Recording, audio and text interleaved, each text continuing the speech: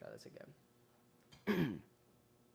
Hello, guys, and how's it going? Welcome to the Blue Bobcat Podcast. I am Devin. I'm joined by Bryce here. Hello.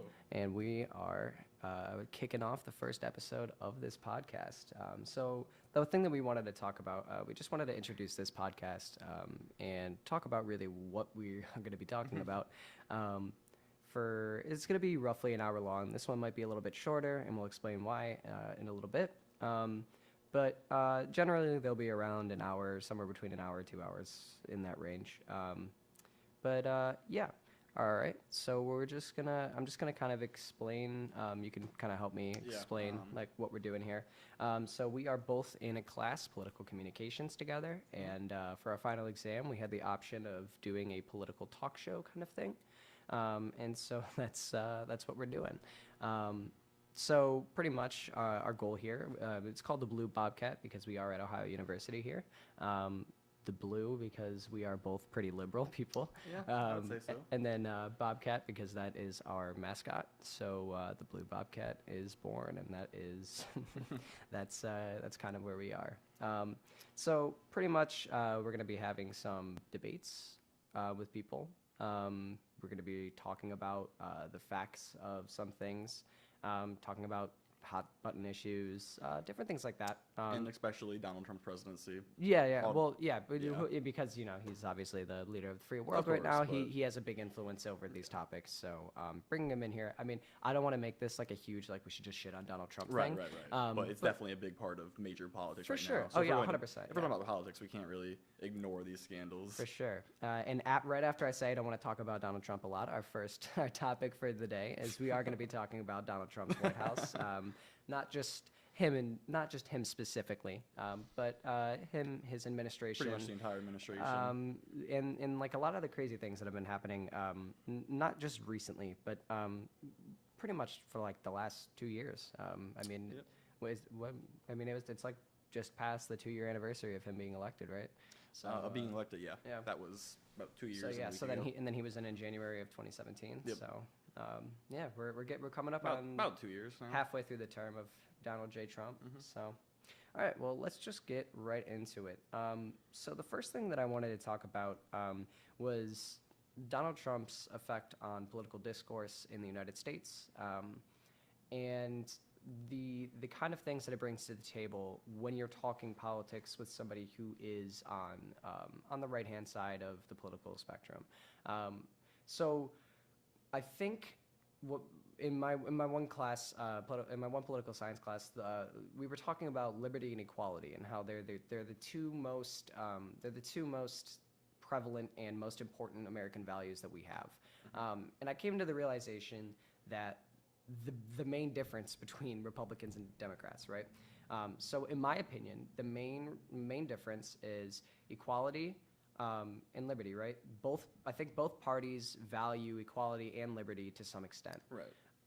I do think that the Republican Party values liberty more than equality, and I think that the Democratic Party values equality more than liberty. I would say that my proof for this would be I would think that most people in the Democratic Party, where they stand on specifically social issues, they're more willing to give up a little bit of their rights to make sure that everybody is equal. Whereas the right side of things, they tend to be like, well, I have the right to do this, so I don't have to treat you with equality. An example of that would be the cake, making cake for gay people thing, right? I have the right to follow my religion down to the point where I don't have to treat you as an equal person. And one's not specifically right or wrong, but I think that half the country that is Democratic or either more liberal, we tend to look at that as like a really bad thing because we think that everybody should be 100% equal all the time with no exception. What are your thoughts on like that assessment of it? Yeah, I'd say that's pretty accurate. I'm actually currently taking a political theory class, and this was actually one of our like very first assignments. Like week 1 was just talking about American ideals and how we strive towards them.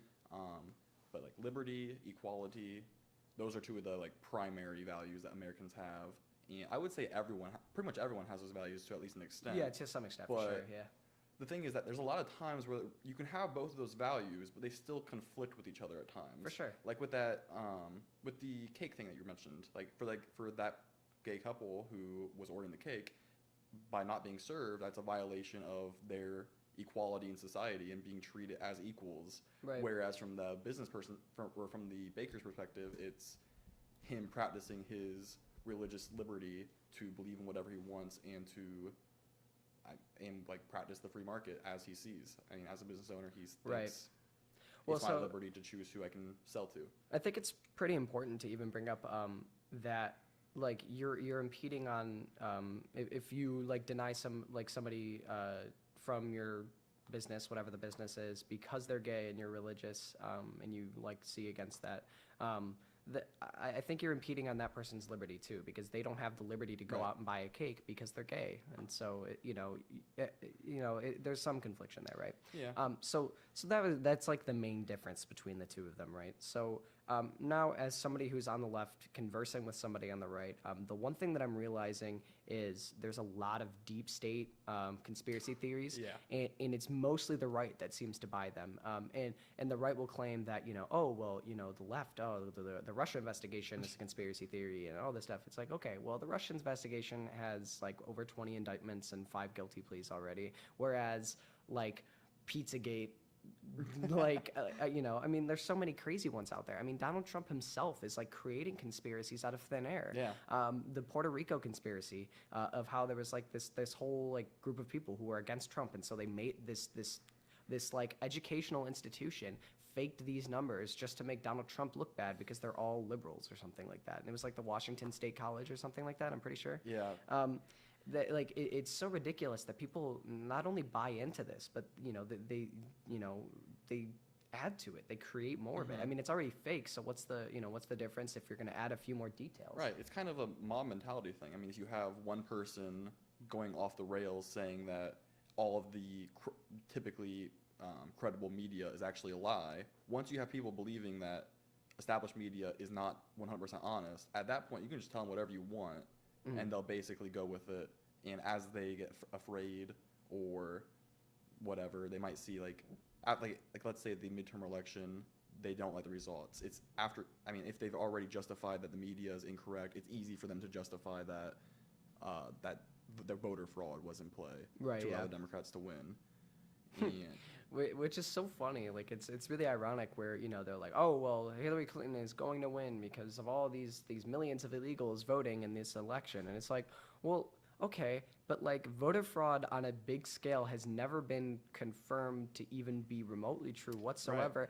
Right. And Russia meddled in our election with Donald Trump. That's the claim, at least, and we're finding more and more evidence to that. And it may be Donald Trump didn't specifically, because that we don't have that information. So I don't want to say whatever. It's hard, maybe he didn't do it himself. Of course. But his administration was definitely involved with it because there's been 20 indictments and 5 guilty pleas. It's still kind of early to say exactly what form of involvement Trump himself on a personal level had with the Russian government, but I mean we have plenty of evidence to suggest that Russia did meddle in the election in favor of Donald Trump in at least several different forms. Oh yeah, and even Facebook, like the hacking of the emails thing. Right, too. Right, hacking the DNC emails in 2016. Yeah, and releasing them. Yeah, I mean there's a lot of stuff like that. And the deep state conspiracy, right? I mean, like, I remember back when I wasn't nearly as politically educated, I was talking to somebody who I consider to be a friend, but he was, pretty right-leaning, and he was talking about the, have you heard this one? I forget the name of it, like the pedophile island or whatever. Pedophile island? Yeah, there's like an island that's like some pedophile or something owns or something like that, according to this conspiracy theory, and the Clintons went and visited this guy on this island that is like bought and ran by somebody who has a bunch of kids there or something like that. Sounds just like Pizzagate. Yeah, it's pretty much just, I feel like they're like, okay, well, how do we rile people up the most? All right, diddling children. So we're just going to make it so like the Clinton is like associated with touching kids. And it's like, it's just so bizarre to me that like this gets through and like people actually believe this stuff. And that this is like, I think part of it is that a lot of people in the United States can't tell a good source from a bad source. Right. And to be fair to them, it is getting harder and harder to tell, with the internet and whatnot.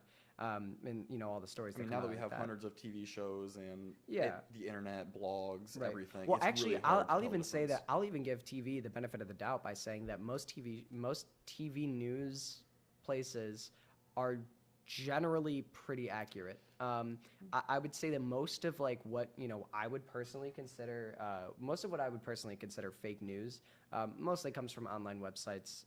Yeah, blatantly fake news. Yeah. Conspiracy theories are definitely mostly online, but there's also Fox News, which they technically report the truth, but they kind of only tell you the facts that support their agenda, and they have a tendency of just talking up the president in good light, ignoring bad stories, and just having opinion sections that come off as truth. Right. Yeah. So someone not paying close enough attention can just watch an opinion piece, and it's just Donald Trump talking about the caravan or something, Right. and they'll just take it as at face value as just real news, even though it doesn't really have any actual credible evidence behind it. Right.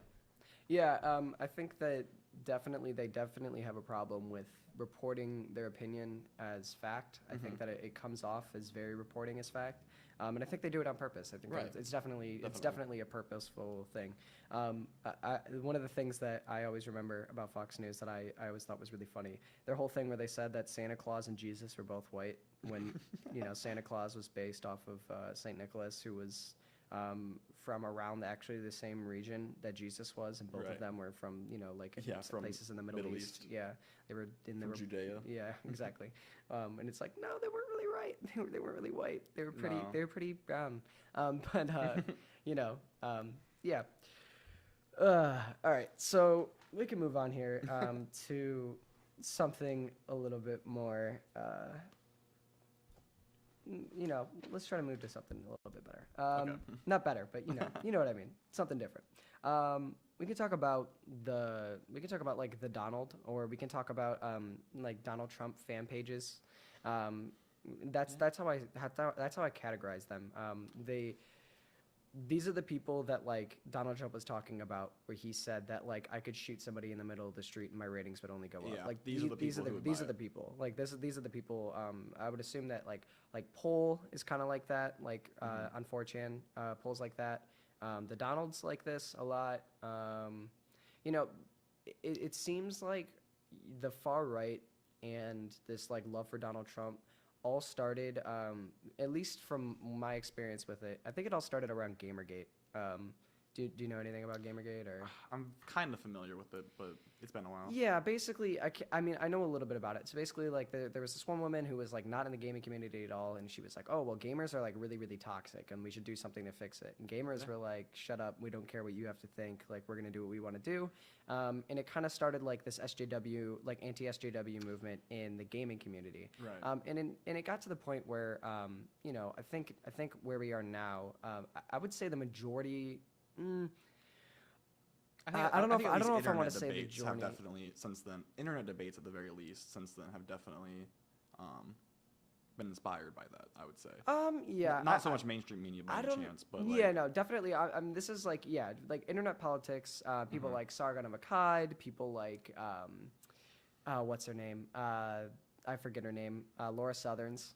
Laura Southerns is God. I hate Laura Southerns. She went to. I think she went to Sweden. I want to say. No, it was France. She went to France. She walked around France, like in the middle of Paris, and it was just like she was just basically filming a bunch of like Muslim immigrants, and she was like, "Oh, well, look how terrible this is." Like, and it wasn't like they were being violent; they were just like walking around or whatever. They're just She's trying like- to live she their goes, lives. Oh my Yeah. God, this, they're taking away their culture. I didn't see one person with French braids, and it's like, yeah, because that's a huge part of the French culture is the Yeah, French the French braid. braids. Yeah, right.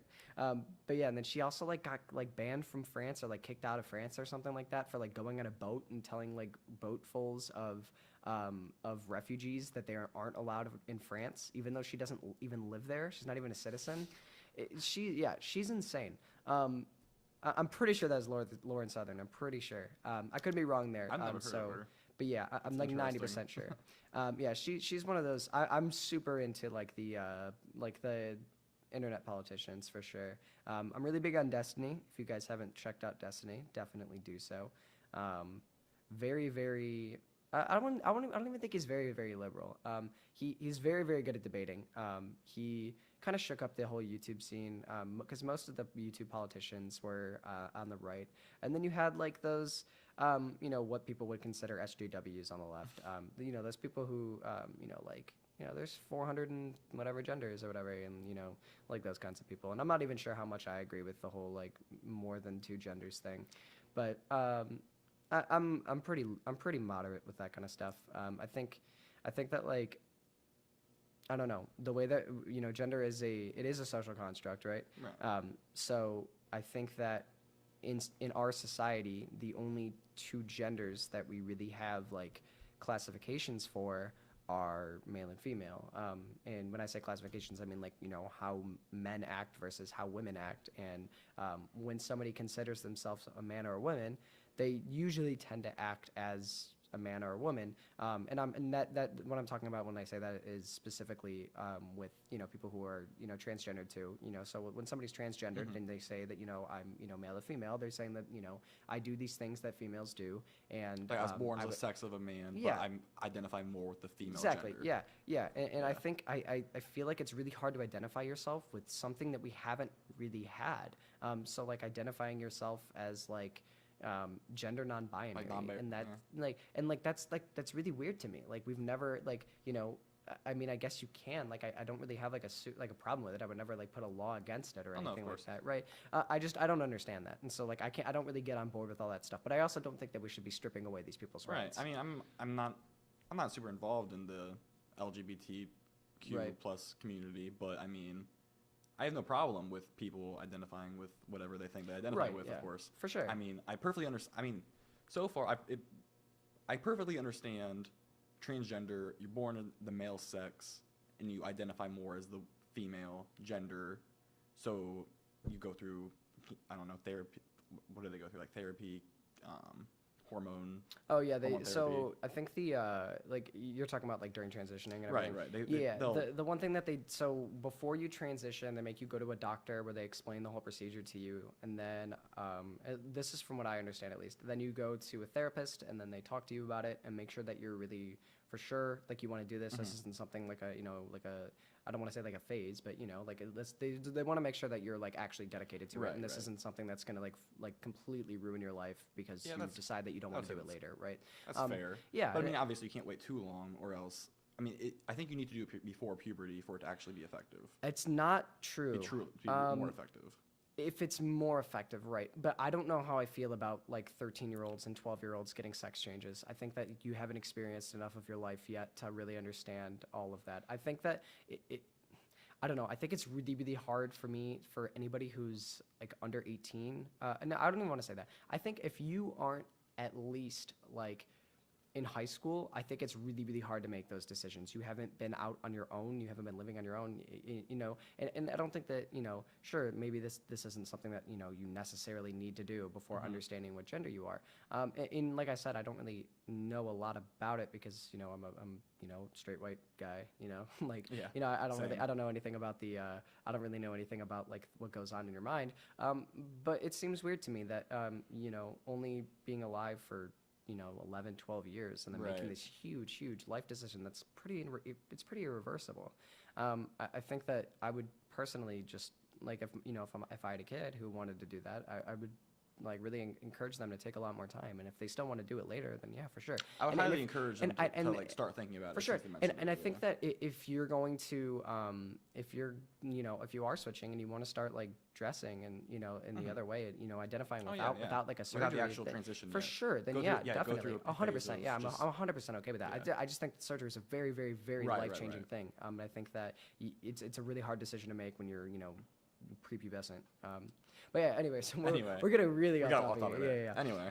But I definitely wanted to talk about some of the quotes from Bob Woodward's book, From Fear? Yes. He makes a lot of crazy claims in here that I think are, Bob Woodward. It's Bob Woodward. Like he's pretty credible. So I don't think that he's making any of this stuff up. I just don't believe. Like it's really hard to believe because it's really crazy. But I I definitely believe that it's true. Yeah, I haven't read Fear yet. I think I've seen a few quotes. Yeah, I was just But I've looking talked at about some it so quotes far. from it. I didn't want to actually read the full book, Right. but I was looking at some of the quotes because I know that he makes a lot of claims in there. I'm just gonna look through this one. I know there's a few of these that I've seen that are pretty good that I like to talk about. Okay, so this one is talking about it's talking about a draft for a letter saying that we were going to pull out of our trade deal with South Korea, just pull out without any like renegotiation tactic or anything like that. Which, by the way, if you don't know that that's a really bad idea, I'll explain it afterwards why it's a really terrible idea. But it basically said that Cohn removed the letter draft from the Resolute desk. He placed it in a blue folder marked "Keep." I stole it off of his desk, and he later told an associate, "I wouldn't let him see it. He's never going to see that document. I gotta protect the country." And this is from somebody in his, this is somebody who he hired to help him, in the White House. And Who was this who hit it? Cohn, Cohen. yeah, Cohen. Yeah, Cohen. yeah. I don't know. I think it's Cohen. Cohen. I don't know. Something like that. It's spelled Cohn. Right. So it's his personal lawyer. Cohen, yeah. And so this document that they're talking about was like I said, it was the South Korea trade deal document, and they were going to just pull out of the trade deal.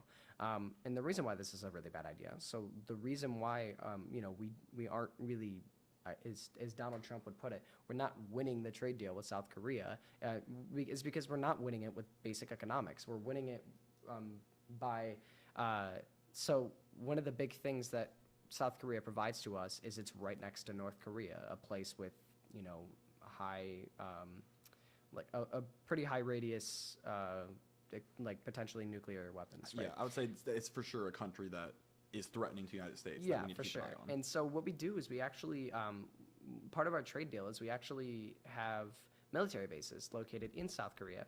And so the difference, I'm going to try to remember the numbers off the top of my head. I won't even say the numbers because I don't want to be wrong. Right. But basically, the time of detecting a nuclear missile being launched from North Korea, from South Korea, or from New York, which would be, I think New York is the closest place to it. I think it's New York or California or something like that. It'd be California. Yeah, so California, California, it's like a few minutes. We would notice it, and it would take roughly 15, 20 minutes to hit anywhere in the United States, or like big targets such as someplace like LA or someplace like New York or whatever, like someplace. Has like North that. Korea actually achieved the nuclear range they need to hit us yet? No. Last I checked, it was only, I think they could hit Hawaii. They, I think they did with the one test that was super controversial that we talked about. That was earlier this year. I think that they're able to hit the continental United States. I could be wrong, but last I remember, I think they might have been able to hit the West Coast. Yeah.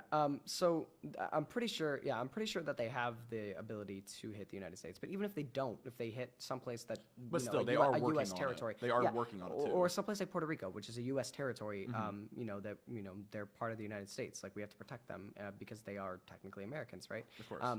But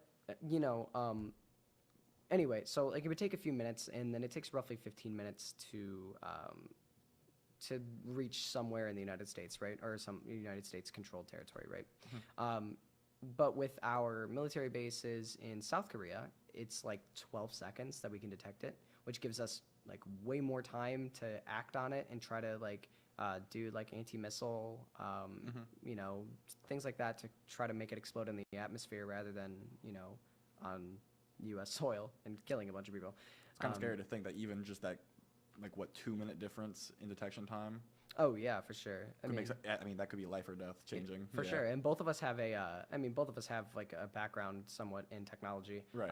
And the big difference between a huge distance between where we know that it would be launching to so I mean the distance between South Korea and North Korea versus California and North Korea is huge. Right, of course. And so that's why it takes so much shorter. So it makes a lot of sense to keep everything there. And plus, it's not like we have bad relationships with South Korea. South Korea is, we're pretty tight allies. I don't know, it seems weird to me that we would just whoa, this trade deal's not good enough, so I'm dropping out. Oh, well, like, no.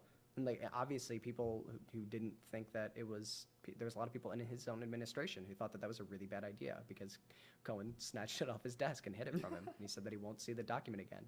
Like, it's crazy. I'm going to go through, like, probably, like, a few more of these. Grievance was a big part of Trump's core. Very much like a 14-year-old boy who felt he was being picked on unfairly. You couldn't talk to him in adult logic. Teenage logic was necessary.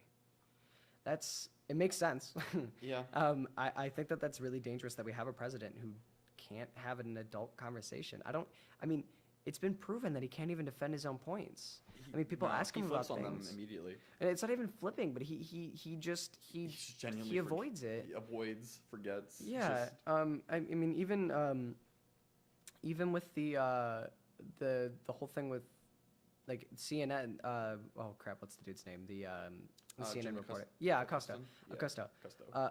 Like him getting kicked out. He was asking him like a question. Like he's talking about the caravan. And sure, I'll admit 100%, he was being really, really persistent, and I can understand why that's annoying, right? I mean, you have to do that in journalism. For sure, and probably a normal thing to happen.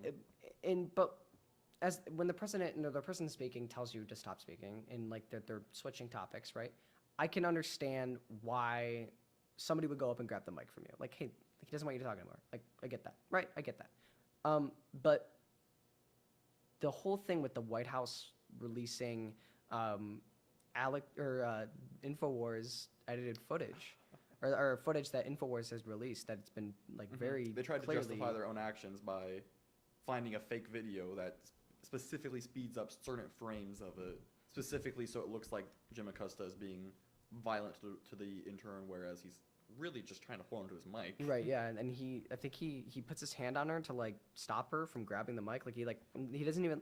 It's not like he doesn't even grab her. He like he barricades his hand with. Yeah, he's just kind of holding his mic off. Yeah, I mean he wasn't doing anything to hurt her whatsoever. Right. It wasn't doing anything to intimidate her.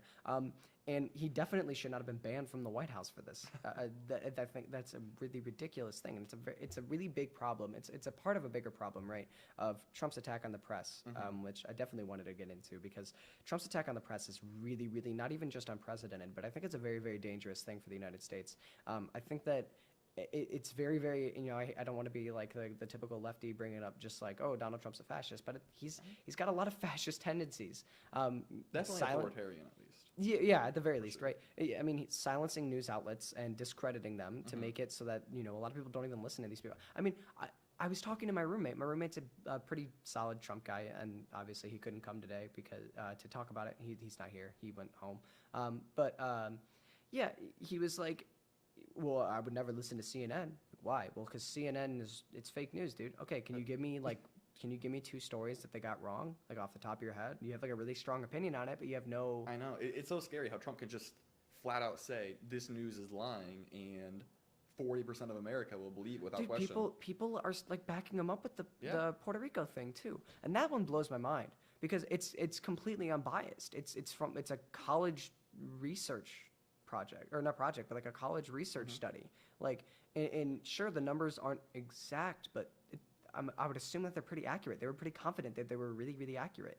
And the reason why they had to do that in Puerto Rico by estimating a number with a computer simulation is because Puerto Rico was really destroyed, and it's really hard to count the amount of dead people that you have when everything is really destroyed and you can't find all the dead people. Like, so it was really just an estimate.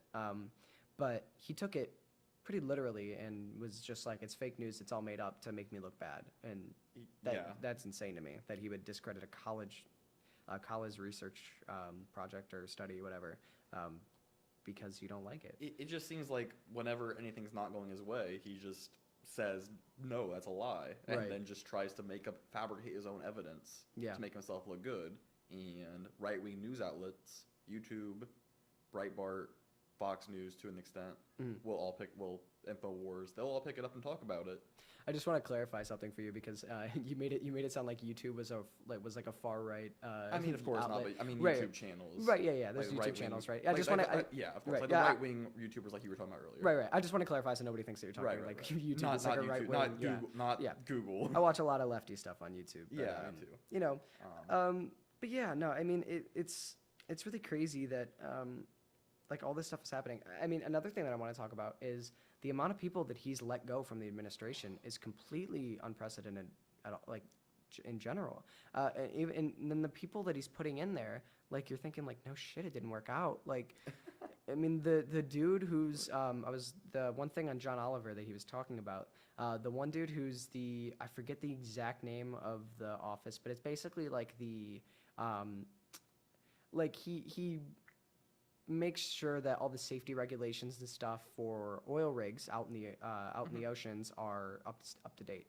And the person he put in charge of that is somebody who literally just like gave out his cell phone number to all of these oil companies, told them when he was available, and said that I'd be really willing to talk. Like he's admitting to lobbying like really hard. It's just it's just an oil. Is it just an oil lobbyist?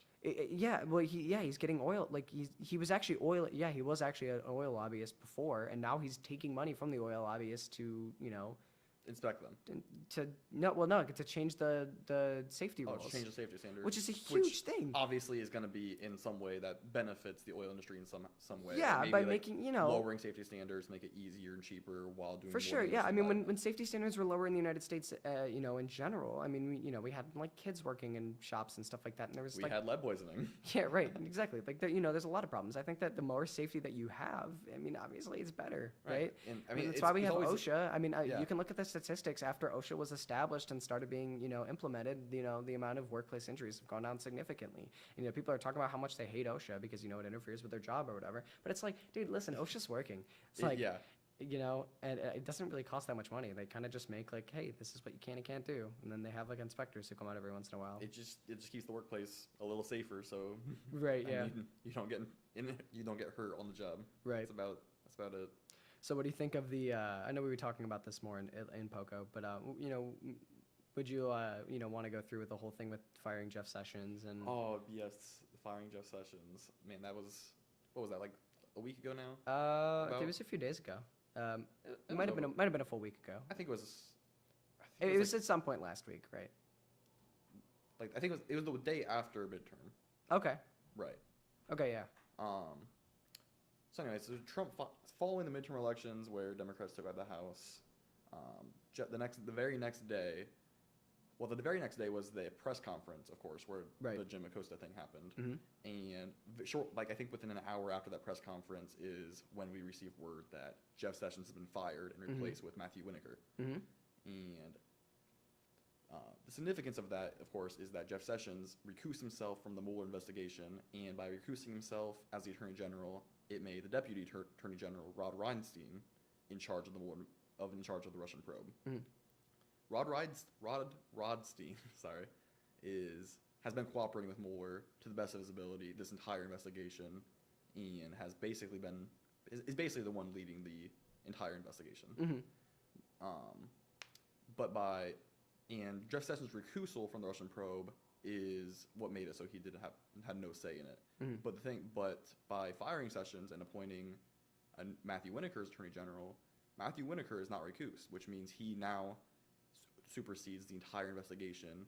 And since he's not recused from it, he can fire whoever he wants within the Justice Department. Mm-hmm. He can end the Mueller investigation. He can defund it if he wants to. So far, he hasn't done any of that. So it's question. I don't know what they're going. I would now. say I would put in some time. So this seems like a very, very, very, very laid out thing, and this is the kind of thing that throughout Trump's history of him doing terrible things, he does this a lot, right? Where he sets himself up as a way to get out of things.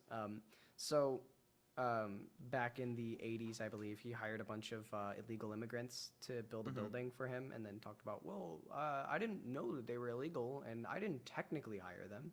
It was like, okay, well, all right, that's fine, whatever. And then at another point, his hotels, I think it was, there was something with his real estate properties. I'm not sure if it was hotels or if it was like apartments. But basically, they were denying, I think it was apartments. They were denying black and, anybody who wasn't white, like tenants. But then they were leaving it open to white, tenants. And this isn't a conspiracy. Was this back in the 80s? Yeah, this was back in the 80s. Right. The illegal immigrant thing might have been in the 90s, but I'm pretty sure there was also in the 80s. But anyway, yeah, so This is, like I said, this isn't like a conspiracy. This isn't something that like I heard on CNN. Like this is like an actual thing. Like this is a United States lawsuit, and this was proved that it was happening. It definitely happened, but of course Donald Trump didn't get in trouble. He, settled on the lawsuit, and because he wasn't directly overseeing this, right? They can't prove that he had any involvement. It does seem like a common strategy of Trump so far. I mean, he has everyone involved in the Russian probe. I mean, you have Manafort, who is accused of money laundering, but Trump hasn't technically, Trump has not disclosed any affiliation with any of these individuals. So right now, all we know in the Mueller investigation is Russia interfered. They worked with Paul Manafort and several other Trump allies to interfere with the election. But so far, we don't really have any direct evidence linking Trump himself to these allies as part of like a coordinated plan. It seems like a common strategy of Trump to secretly have people go out and do his dirty work for him to keep his hands clean. And I think we're seeing that again here with Matthew Whitaker's appointment. Just earlier today, there was actually an article, there were several articles that showed that, actually I think there was a press conference earlier today, or I forget the details, but earlier today Trump was on record saying that he did not know that Matthew Whitaker said that he wanted to end the Mueller investigation. Trump says that he was not aware that Matthew Whitaker wanted to defund the investigation to lower it. So it seems so simple to me, but I guess it's just not simple to Donald Trump. So, like, if you really didn't do anything for this investigation, then you'd be completely okay with it going on. Yeah, you would like fund it. Like you'd be like, I mean, if you really wanted put more funding into that, so you could prove that it was right. Yeah, if you really wanted to make a statement saying I definitely did not do this, you were completely compliant with them. You're handing over everything. You're not hiding your tax returns. Like you're being as compliant as possible. Not calling out this thing, calling it fake, saying that this is fake news, saying it's a witch hunt when it's not. Like we know for a fact that this stuff happened. People have admitted to it. That and people have pled guilty, right? I think Nunes is going to be the next person to go. He's going to go for treason for sure. He got indicted for treason a while back, and I think they're going to get him for treason. It's going to be pretty bad. Yeah. He was intentionally misleading the public with the popular Nunes memo that the people on the right used to source all the time until it was proven to be like demonstrably false.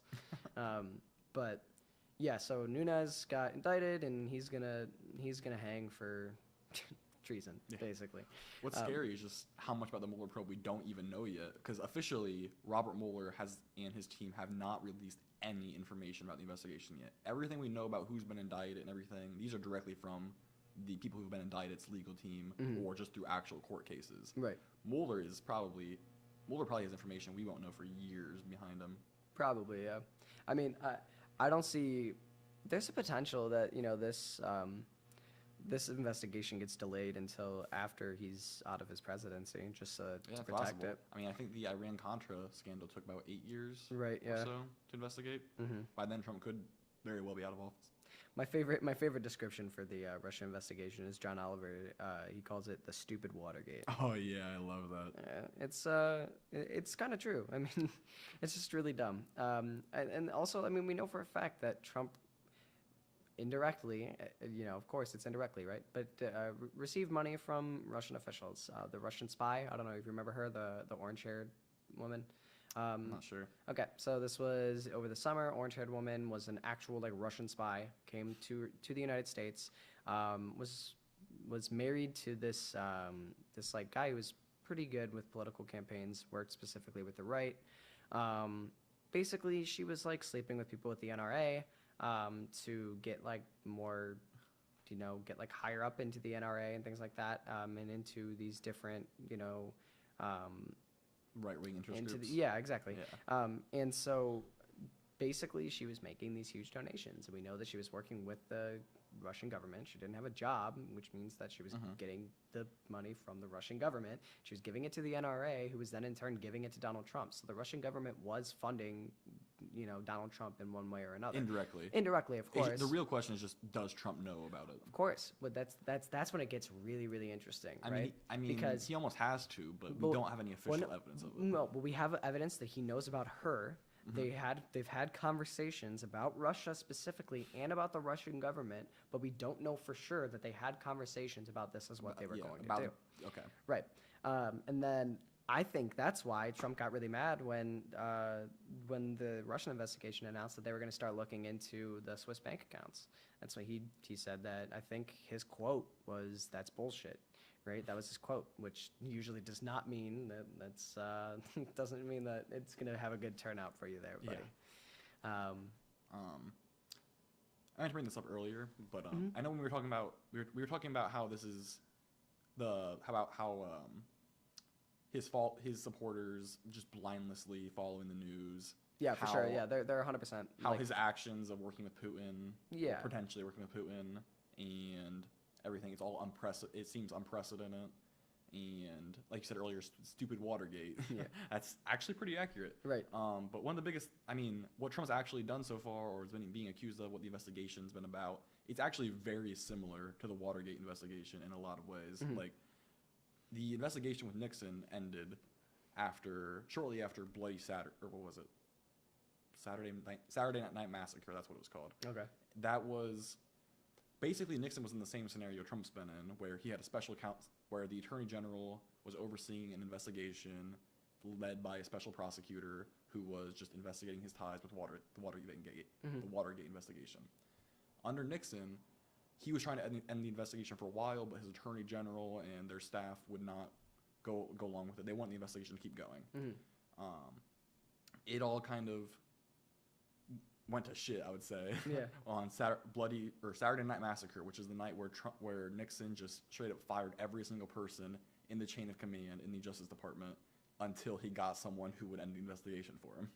Yeah. That's what he did. That's Trump. It looks like Trump's lining up to do kind of a slower way approach of doing it. Yeah, like he's trying to fire one at a time. I think even he knows that if he does it all at once, everybody's gonna know exactly what he's doing. People aren't dumb.